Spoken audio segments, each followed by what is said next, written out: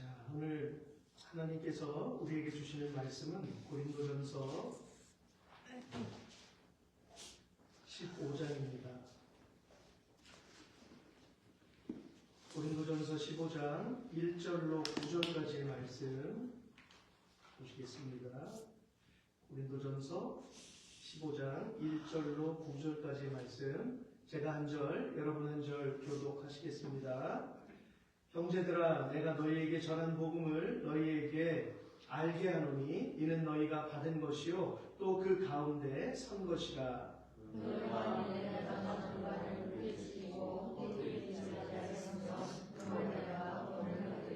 내가 받은 것을 먼저 너희에게 전하였노니 이는 성경대로 그리스도께서 우리 죄를 위하여 죽으시고 게바에게 보이시고 후에 12 제자에게와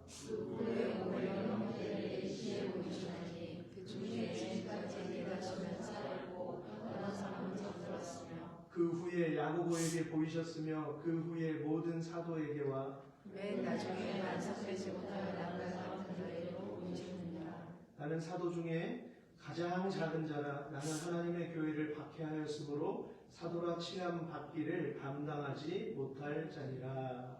아멘. 생명의 말씀입니다. 오늘 함께 읽은 본문을 통해서 그 말을 굳게 지킬 때라는 제목으로 주의 뜻을 나누도록 하겠습니다. 현재 전쟁 소식이 끊임없이 들려오는 이란이라는 나라가 있습니다. 오늘 우리 교회들에게는 단지 이슬람 국가 중에 하나로 인식이 되지만요. 그러나 구약의 역사를 더듬어 올라가 보면 이란인들의 조상은 고대 페르시아인들입니다.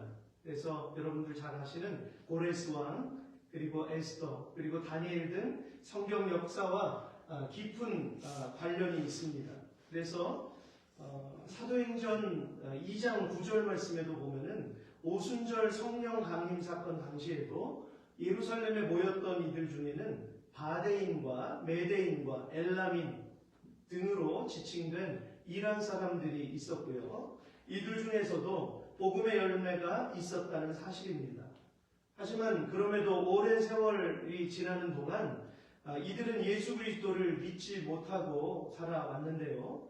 최근에는 참으로 놀라운 소식들이 전해집니다. 그것은 현재 많은 이란인들이 이슬람을 떠나서 기독교로 개종하고 있기 때문인데요. 그 과정은 참으로 놀랍습니다. 왜냐하면 이란이라는 땅은 원래 복음을 선교사나 평신도라 할지라도 가서 직접적으로 전하는 데 큰 어려움을 가지고 있습니다. 그런데도 계속 기하급수적으로 그 예수를 믿는 사람들이 늘어나고 있다는 거예요. 어떻게 그러면 그런 일들이 일어날 수 있었을까요?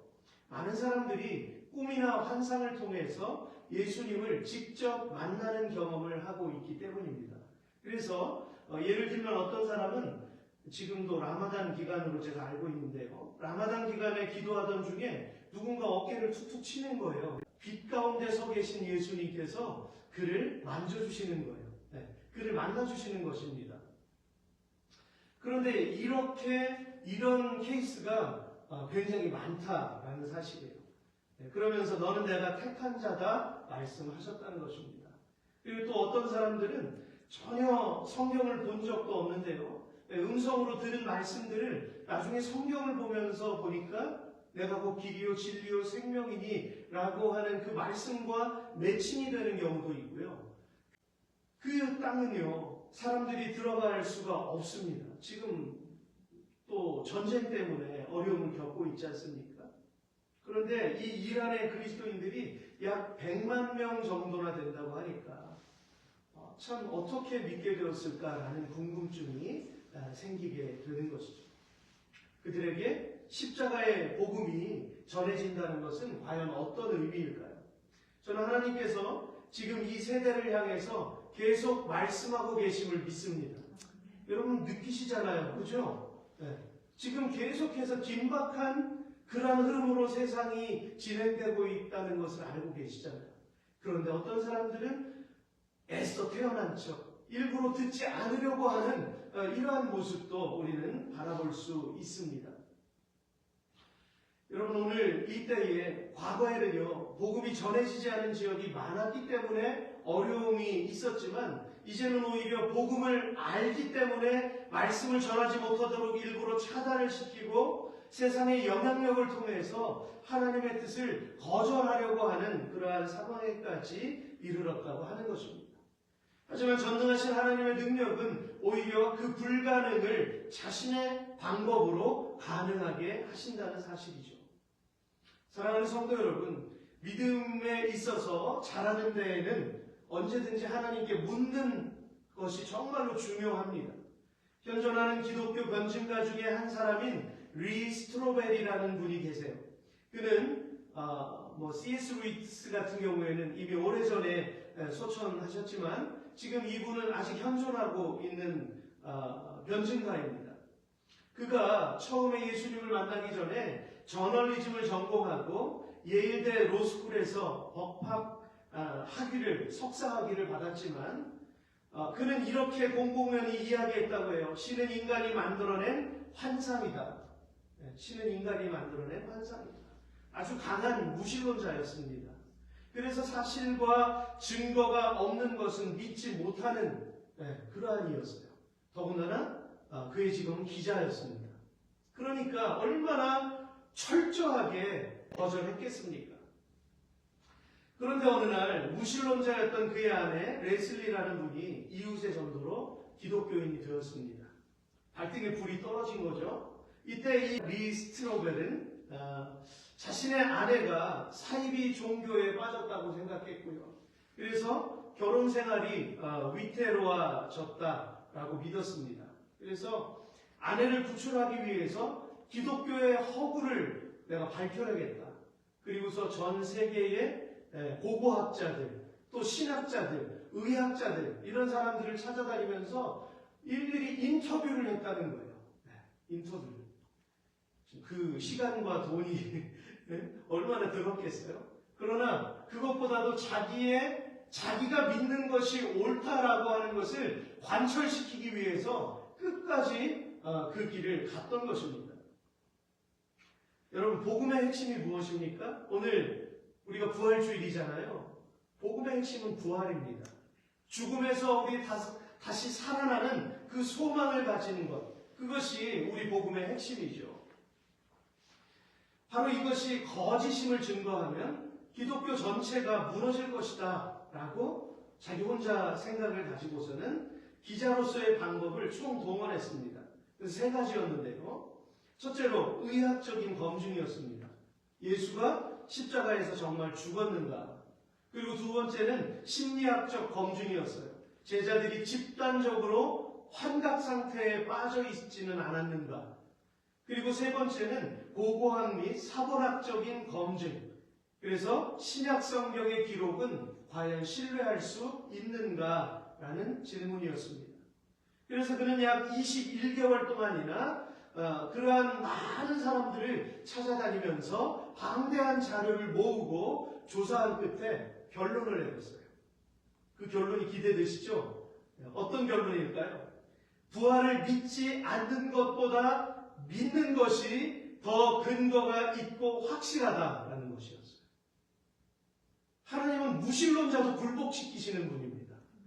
그냥 작은 소견 때문에 그렇게 거절하는 사람 말고 이렇게 철저하게 완고함을 가지고 기독교를 대적했던 사람이 하나님 앞에서 꼬꾸라졌다는 거예요. 찾으면 찾을수록, 파헤치면 파헤칠수록 그분은 더 분명한 하나님이시라는 것입니다.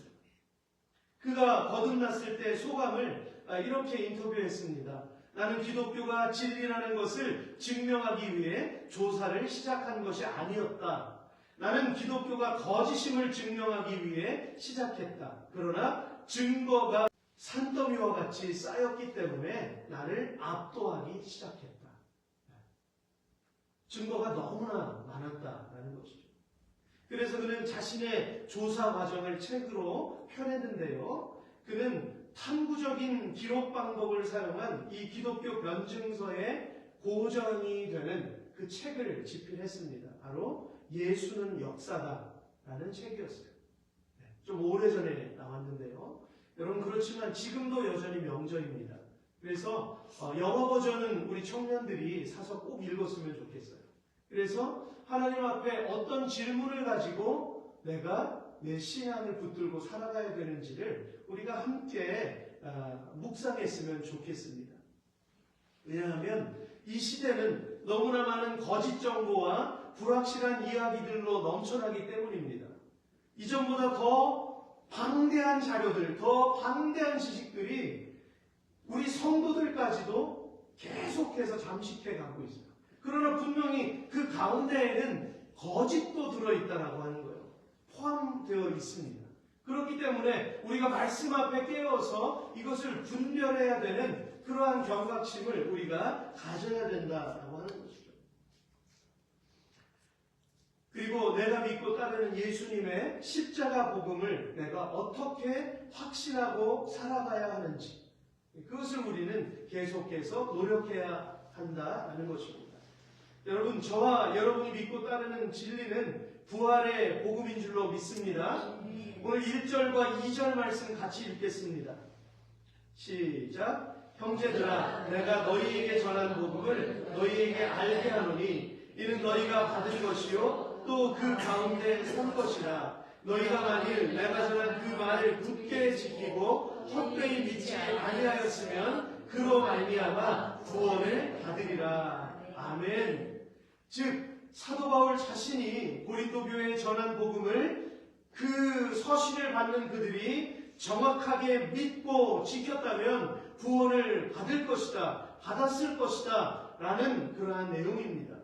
특별히 2절 말씀에서 내가 전한 말을 굳게 지키고 라는 표현을 직역하면은요, 내가 어떤 말로, 내가 어떤 복음의 내용으로 너희에게 복음을 전하였는지 너희가 붙잡는다면 이렇게 해석할 수 있어요. 그래서 여기에서의 포인트가 무엇입니까? 어떤 복음이에요?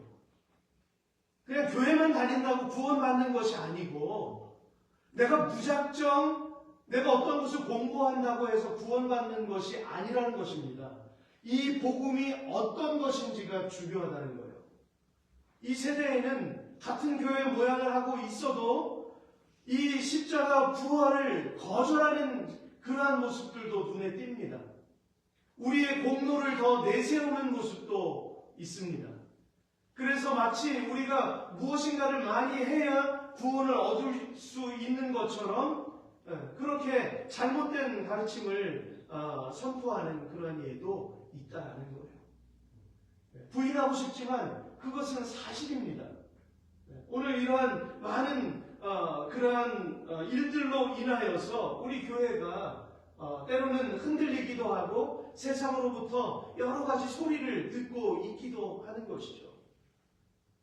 여기에서의 포인트는 어떤 복음입니다.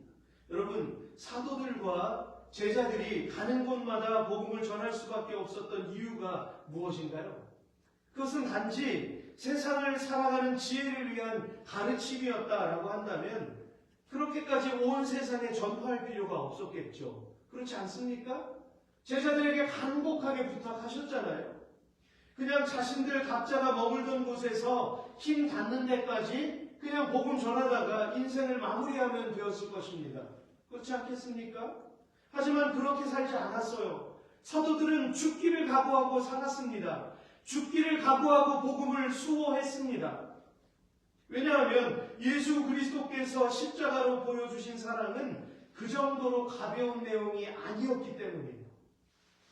아까 우리 집사님 기도해 주셨잖아요. 그 거룩하신 분이 이 땅에 오셨습니다.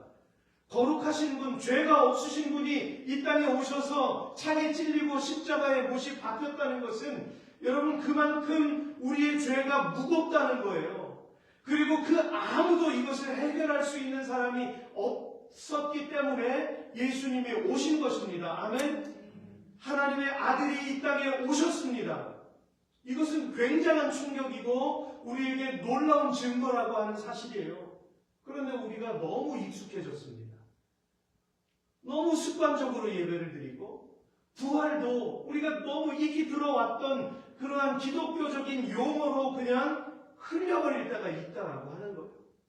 그러나 우리는 부활을 위해서 살아갑니다. 아멘이시죠? 오늘 주후 2026년의 부활주일 예배를 드리는 이유가 무엇입니까? 오늘 이때 우리가 주님의 성찬을 대하는 이유가 무엇입니까? 그것은 다른 사람 때문이 아니라 예수님께서 이것을 지키고 기념하라고 말씀하셨기 때문에 우리는 그것을 지키는 거예요. 남의 이목을 위해서 교회 다니는 건 아닙니다. 교회 다닐 필요 없죠. 남의 이목 때문이라면. 생명의 구원을 위해서 우리가 구원을 얻기 위해서 우리가 예수를 믿고 찾는 것입니다. 3절과 4절입니다. 내가 받은 것을 먼저 너희에게 전하였노니 이는 성경대로 그리스도께서 우리 죄를 위하여 죽으시고, 그리고 더 중요한 메시지는 이것입니다. 장사 지낸 바 되셨다가 성경대로 사흘 만에 다시 살아나사. 아멘. 무엇대로요? 성경대로. 저와 여러분도 사도행전의 시대를 살아가고 있습니다. 아멘이시죠? 사도행전의 시대는 끝난 게 아니에요. 2000년 전부터 지금까지 계속 진행형입니다. 그렇기 때문에 제2의 마리아, 제3의 마리아, 계속해서 마리아가 그 뒤를 이어야 되는 거죠. 마리아가 되길 원하시죠? 네. 베드로가 되길 원하십니까? 네. 계속해서 꼬리에 꼬리를 물고 바통을 이어받아야 합니다. 사람들의 인식 속에서 우리는 분명 유한한 존재이기 때문에 부활하며 영원히 살 수 있다는 이 놀라운 진리의 말씀을 우리는 침묵할 수가 없는 거예요. 그래서 목에 칼이 들어와도 아닌 건 아닌 거잖아요. 그죠? 세상이 아무리 어떻게 변하든지 주의 말씀은 2000년이 지난 이 시간에도 전혀 변하지 않고 요동하지 않습니다. 아무리 세상에 그러한 기술이 발전하고 사람들의 눈을 현혹한다 할지라도 그것은 썩어질 것입니다. 그러나 사단은 이 썩어질 것으로 사람들의 눈과 귀를 다 가리고 있어요. 그래서 손에 성경이 들려져 있는데도 성경을 멀리하고 다른 세상의 풍조를 쫓아 살아가게끔 그렇게 만들고 있습니다. 예수님께서는 이 복음을 온 세상에 전하도록 맡기셨다는 사실인데요. 그 사명을 받았던 사람들은 5절로 8절을 보시면 게바, 즉 베드로와 12제자들, 그리고 그 외에 예수님을 따르던 500여 명의 형제들에게 일시에 보이셨다. 무엇이 중요합니까? 일시에 보이셨다는 거예요. 그리고 여러분 복음서를 읽으면서 그 성경의 기자들이 늘 남자의 숫자만 셌잖아요. 그죠? 보리떡 5개를 먹일 때에도 5,000명이라고 기록되어져 있지만 사실은 한 2만여 명 가까이 될 수도 있는 거예요. 오늘 500여 명의 형제들에게 일시에 보이셨다. 그러면 그 자리에 마리아가 없었을까요? 막달라 마리아가 없었을까요? 마르다가 없었을까요? 여러분 다 있었어요. 그러니까 그들까지 합하면 좋게 2,000명이 되지 않겠습니까? 갈릴리 산 위에서 예수 그리스도께서 승천하실 때에 그 수많은 사람들이 그 광경을 함께 목도했다라고 하는 겁니다. 그러니까 자신의 눈앞에서 예수님이 부활하신 것도 너무 놀라운데 승천하셨다는 것이, 다시 재림을 약속하시고 승천하셨다는 이 놀라운 사실은 그들의 생애를 붙들고도 나무 위에 있었다는 겁니다. 그렇기 때문에 사자굴에도 던져질 수 있었고, 여러분 그 로마 밤거리에 십자가가 쭉 널려 있었어요. 거기에 잡히는 족족 그리스도인들을 그 십자가에 매달았어요. 송진 아시죠? 송진? 네. 그 기름기 있는 그 송진을 그 시체든지 살아있는 사람들이든지 거기다 다 발라가지고 불을 붙여버리는 거예요. 그러니까 밤에 자기들의 그 희희낙낙하는 그러한 삶을 위해서 그들을 다 이런 타오르는 불로 사용했다고 하는 거예요. 여러분 그렇게 평범한 그리스도인들마저도 그렇게 인생을 살았어요.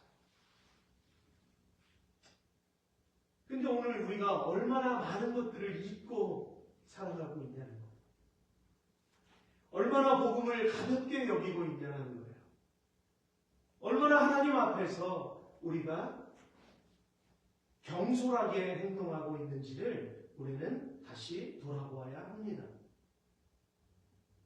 성도 여러분, 당시 유대나 로마의 법정에서는 2명 혹은 3명의 똑같은 증언이 있다면 그것을 사실로 인정했다고 합니다. 500여 명, 2000여 명이 일시에 그것을 보았다면 이것은 역사적인 사실이죠. 아멘이시죠? 이것은 역사적인 사실인 것입니다.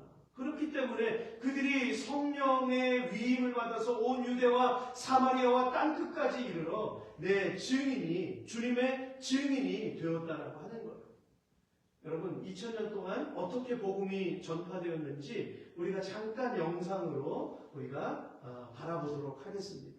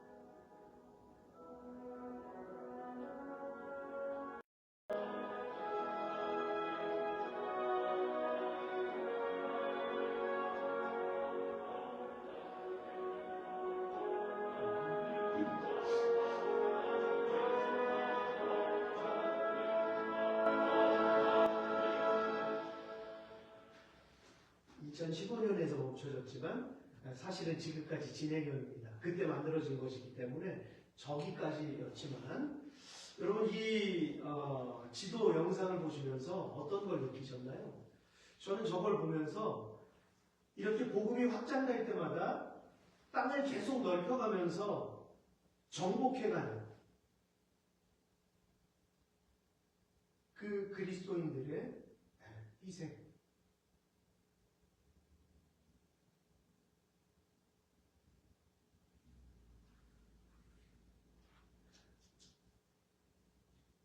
결코 하나님의 말씀은 거저 얻어지지 않습니다. 네. 우리의 믿음은 거저 주어지는 것이 아닙니다.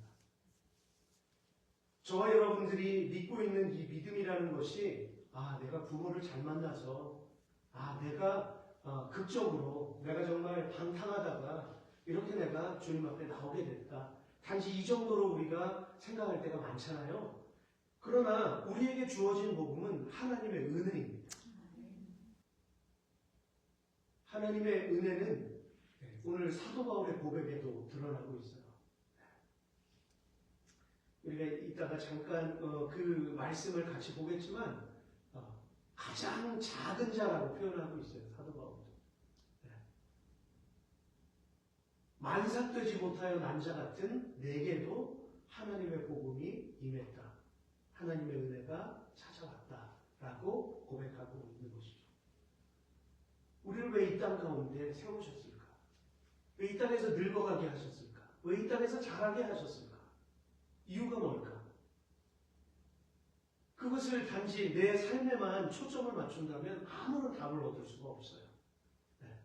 여기서 학교를 나오고 직장 생활을 하고 그냥 안정된 생활을 한다고 해서 그래 난 성공했어.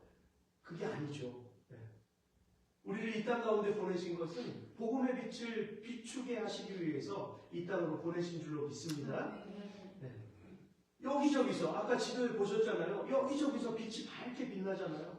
그 하얀 빛의 영역이 계속해서 넓어질 때 여러분 그 땅 가운데서 예배하고 그 땅 가운데서 죽고 그 땅 가운데서 늙어가고 그 땅 가운데에서 헌신과 희생을 감당했던 선교사님들, 평신도들 수많은 각계각층의 그러한 사람들이 있었다라고 하는 것입니다. 이 세대는 편리주의를 지향하는 세대입니다. 그래서 자칫 잘못하면 우리도 노력 없이 무언가를 이루려고 하는 그러한 속임수에 넘어질 때도 있을 것입니다. 그러나 여러분, 우리는 주님 앞에 끊임없이 묻고 끊임없이 기도하고 끊임없이 묵상하고 성령을 구해야 할 줄로 믿습니다. 그럴 때에 하나님께서 우리에게 저 증인들이 가지고 있었던 그 굳은 믿음의 확신을 우리에게 주신다고 하는 것입니다.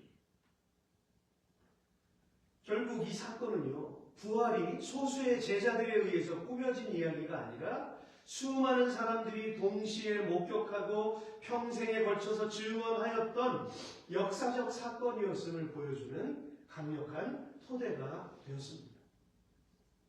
오늘 그런데 문제는 무엇입니까? 사단은 이 세상 모든 무신론과 이념이나 사상 그리고 온갖 반성경적인 문화와 가치관을 총동원하여서 이 진리를 감추려고 한다는 사실이에요. 여러분 그거 느껴지지 않으십니까? 여러분 신문 하나를 보더라도 뉴스 하나를 보더라도 어떤 영상을 하나 보더라도 여러분들은 세상 사람들처럼 그냥 생각 없이 그냥 눈만 그것을 보아서는 안 된다는 거예요. 얼마나 가려진 것들이 많은데요. 얼마나 숨겨진 것들이 많은데요. 다 초점이 맞춰져 있어요. 사단은요, 이 세대의 온갖 것들을 통해서 우리로 하여금 이 부활의 신앙에서 점점 멀어지게 만들고 있습니다. 우리의 믿음을 계속해서 흔들고 있다는 사실이에요. 오늘 12절 말씀을 보시면 그리스도께서 죽은 자 가운데에서 다시 살아나셨다 전파되었거늘 너희 중에서 어떤 사람들은 어찌하여 죽은 자 가운데에서 부활이 없다 하느냐. 아멘. 여러분, 오늘 이 세상에는 명백한 진실을 가지고서도 자신의 이익과 욕심을 위해서 그것을 숨기거나 외면하는 일들이 얼마나 많이 일어나고 있는지 모릅니다. 하물며 2000년 전 유대 땅에서 일어난 이 십자가와 부활의 사건이 오죽할까요? 여러분, 하지만 그런 무관심한 마음도 곧 무너지는 순간이 찾아온다는 것입니다. 죽음입니다. 계속해서 우리는 그렇게 죽음을 향해서 달려간다라고 하는 것입니다. 이 나사로의 죽음 앞에서 슬퍼하던 마르다는 예수님을 원망합니다. 주께서 여기 계셨더라면 내 오라버니가 죽지 아니하였겠나이다. 그러나 나는 이제라도 주께서 무엇이든지 하나님께 구하시는 것을 하나님이 주실 줄을 아나이다. 요한복음 11장 21절과 22절의 말씀입니다. 아무리 평소에 예수님과 동행하며 평안함을 누렸던 사람이라 할지라도 어느 날 갑자기 죽음이라는 절망의 문턱을 마주할 수밖에 없음을 우리가 보게 되는데요. 이때 필요한 믿음은 무엇입니까? 예수님께서 마르다에게 분명히 가르쳐 주셨어요. 23절에 내 오라비가 다시 살아나리라. 여러분, 우리는 살아계신 하나님을 믿습니다. 그러나 우리의 인식 속에는 여전히 안 되는 것은 안 된다라는 습관적인 생각이 있어요. 믿을 수 있는 것을 믿고 내 인생 가운데에는 내 삶 가운데는 불가항력이고 이건 안 될 거야 라고 하는 그러한 생각들이 있어요. 그래서 신앙생활을 잘 하다가도 늘 같은 부분에서 넘어질 때가 있다는 것입니다. 하지만 오늘 마르다는 죽음이 돌이킬 수 없는 불가능한 현실이라는 것을 이미 생각하고 있었으면서도 예수님께 어떻게 고백하고 있습니까? 22절입니다. 그러나 나는 이제라도 주께서 무엇이든지 하나님께 구하시는 것을 하나님이 주실 줄을 아나이다. 아멘. 마르다는요, 무엇을 마음에 품고 구했던 것일까요? 지금 이 상황에서 그녀의 마음에 위로를 줄 수 있는 문제는 나사로가 다시 살아나는 것 말고는 아무것도 없었습니다. 그래서 22절 상반절에서 그러나 나는 이제라도 라고 기록된 부분을 여러분 헬라어로 조금 더 자세하게 살펴보면요. 하지만 심지어 지금이라 할지라도 이렇게 표현이 돼요. 이미 절망적인 사건은 일어나 버린 거예요. 그러나 마르다는 심지어 지금이라 할지라도 라는 믿음을 가지고 주님 앞에 섰다는 것입니다. 당신께서 하신다면 하나님께서 주실 줄을 나는 압니다 라고 해석이 되는 것이죠. 그러면 여러분 어느 정도로 이 마르다가 신뢰하고 있었던 것일까요? 헬라어에서 알다라는 단어는요 두 가지입니다. 하나는 경험으로 알게 되는 그 알미고요. 또한 두 번째는 절대적으로 안다라는 뜻의 오이다라는 표현이 있습니다. 마르다는 여기서 이 오이다라는 헬라어 단어를 사용했기 때문에 그는 절대적으로 나는 안다라고 하는 그런 고백을 주님 앞에 드렸다는 거예요. 얼마나 위대한 믿음입니까? 우리가 잘 아는 예화 있잖아요. 마르다는 분주하게 열심히 주님 섬길 식사를 준비하고 있었고 마리아는 예수님의 그 발치 앞에서 턱을 괴고 앉아서 말씀을 들었지 않습니까? 마르다는 조금 믿음이 없는 것 같이 여겨졌잖아요. 그죠? 그러나 오늘 이 고백을 보면 결코 그렇지 않다는 거예요. 마르다는 확신하는 그 믿음을 가지고 있었습니다. 여러분, 저와 여러분들이 바로 이 믿음을 소유해야 할 줄로 믿습니다. 네. 오늘 요한복음 11장 25절과 26절 우리 같이 읽겠습니다. 시작. 예수께서 이르시되 나는 부활이요 생명이니 나를 믿는 자는 죽어도 살겠고 무릇 살아서 나를 믿는 자는 영원히 죽지 아니하리니 이것을 내가 믿느냐? 아멘. 네. 왜 이 말씀을 주신 것입니까? 마르다가 그런 확실한 믿음의 고백을 했기 때문에 예수님께서 이 부활의 말씀을 주신 거예요. 만약에 이 고백이 없었다면 예수님은 그냥 이 정도의 믿음이 아니었기 때문에 자 봐라 내가 보여줄게 하고 가서 나사로야 나와라 라고 하실 수 있었어요. 그러나 오늘 한쪽에는 실망스럽고 연약했던 슬픔을 가지고 있었지만 그래도 한쪽에는 확신하는 믿음을 가지고 있었기 때문에 예수님께서는 이 말씀을 선포하신 것입니다. 말씀을 먼저 선포하시고 그 다음에 나사로야 나와라 이렇게 말씀하셨잖아요. 아멘이시죠? 여러분에게도 마찬가지입니다. 이 믿음이 실행이 돼야 돼요. 여러분들의 삶 가운데서도 먼저 말씀을 의지하고 이 말씀을 선포해야 그 다음에 하나님의 능력이 일어난다라고 하는 것이죠. 그렇죠? 그러므로 어떤 문제든지 주님 앞에서 결심하고 기도하는 것이 우리에게는 너무나 중요하다라고 하는 것이죠. 사랑하는 성도 여러분, 어떻게 보면 바울의 입장에서는 자신이 부활의 증인으로 부르심을 받을 것이라고는 상상도 하지 못했을 것입니다. 왜냐하면 그는 예수님의 제자로서 곁에서 훈련받은 것도 아니고 또 병자라서 고침을 받았던 것도 아니고 예수님을 따라다니면서 그 주님께서 행하신 여러 가지 기적을 경험한 것도 아니었어요. 그냥 먼 발치에서 불신을 가지고 바라보았던 바리새인이었어요. 그런데 오늘 어떻게 역전극이 벌어졌습니까? 어떤 역사가 일어났습니까? 그에게 주님이 직접 음성을 들려주셨다는 거예요. 아까 그 일하는 사람들처럼 직접 음성을 들려주셔서 말씀을 깨닫게 되고 그 아라비아로 그 멀리 혼자 들어가서 수년 동안 그곳에서 주님의 말씀을 묵상하고 하나님 앞에서 그 진리, 그 복음의 도를 깨닫는 그러한 시간을 그가 가졌다라고 하는 것입니다. 여러분, 그는 더 나아가서 제자들에게는 원수였어요. 그렇지 않겠습니까? 스데반 집사님을 죽였잖아요. 그 자리에 서 있었잖아요. 그 행위가 자랑스럽게 여길 만큼 그들은 굉장한 교만에 사로잡혀 있었던 사람이었습니다. 그렇기 때문에 그는 날마다 나는 죄인 중에 괴수다 라고 고백할 수밖에 없었죠. 오늘 본문 8절과 9절에서 이렇게 고백합니다. 같이 읽겠습니다. 시작. 맨 나중에 만삭되지 못하여 난 자 같은 내게도 보이셨느니라. 나는 사도 중에 가장 작은 자, 나는 하나님의 교회를 박해하였으므로 사도라 칭함받기를 감당하지 못할 자이니라. 아멘. 네, 얼마나 힘들었겠어요. 그러나 예수님께서 선택하셨기 때문에 그 길을 가신 거죠. 그렇지 않겠습니까? 네.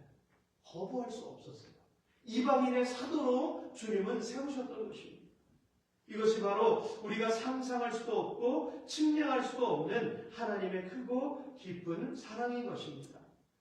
오늘 저와 여러분에게 주어진 부활의 복음을 굳게 지킬 수 있기를 주의 이름으로 축복합니다. 네, 부활의 복음, 이것이 복음의 결정체입니다. 고난에서만 끝나도 안 되는 거예요. 고난을 받고 그 공로로 내가 구원을 받는다? 이것이 아니라 그 길을 걸어가신, 고난의 길을 감당하신 예수 그리스도를 믿을 때 우리는 부활의 증인으로 살아갈 수 있다는 것입니다. 그리고 마르다처럼 능력을 경험하는 저와 여러분들 되실 수 있기를 주의 이름으로 축복합니다.